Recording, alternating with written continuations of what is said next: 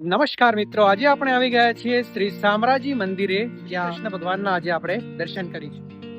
આજે ભાદરવા મહિનાની કૃષ્ણ પક્ષની અષ્ટમી તિથિએ ભગવાન શ્રી કૃષ્ણના 5252માં જન્મોત્સવની સમગ્ર ગુજરાત રાજ્યમાં ભવ્ય ઉજવણી થઈ રહી છે અને આજે આપણે આવી ગયા છીએ શ્રી શામળાજી મંદિરે।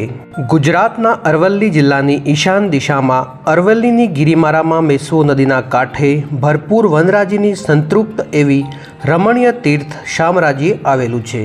મંદિરની સ્થાપત્ય કલા અનોખી છે। પ્રાચીન સમયમાં આ સ્થળે નગરી હોવાના અગણિત અવશેષો નજરે પડે છે।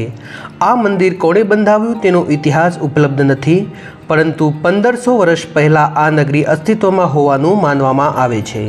મંદિર મુખ્યત્વે 3 ભાગમાં વહેંચાયેલું છે, એક સભાખંડ, બીજું અંતરાલ અને 3 ગર્ભદ્વાર। મંદિરની દિવાલો દેવી દેવતાઓની મૂર્તિઓ, માનવી, પ્રાણીઓ તથા ફૂલવેલની આકૃતિઓના શિલ્પોથી કોતરાયેલી છે।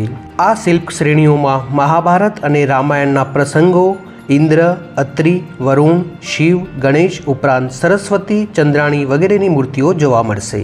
મંદિરનું શિખર ઉપર તરફ જતાં નાનું થતું જાય છે। આ શિખરને 3 ઉરુશૃંગો છે, જેના અગ્નિ ખૂણે ધ્વજ મૂકવામાં આવ્યો છે। મંદિરમાંથી મળી આવેલા તાંબાના પતરા પર 2 લેખો પરથી મંદિરનો જીર્ણોદ્ધાર 1762માં થયાનું જાણ થાય છે, જેમાં 1762માં ટિન્ટોયના ઠાકરે કરાવેલા જીર્ણોદ્ધારનો ઉલ્લેખ છે।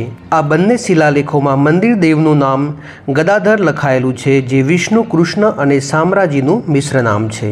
યાત્રિકો અહીં જન્માષ્ટમી અને કાર્તિકી પૂનમ દેવોની દીપોત્સવ મહોત્સવ ઉજવવામાં આવે છે। દર પૂનમે આ યાત્રાધામમાં હજારોની સંખ્યામાં પ્રવાસીઓની અવરજવર રહે છે। કાર્તિકી પૂનમે અહીં મોટો મેળો ભરાય છે, જેમાં મોટી સંખ્યામાં માણસો આવે છે।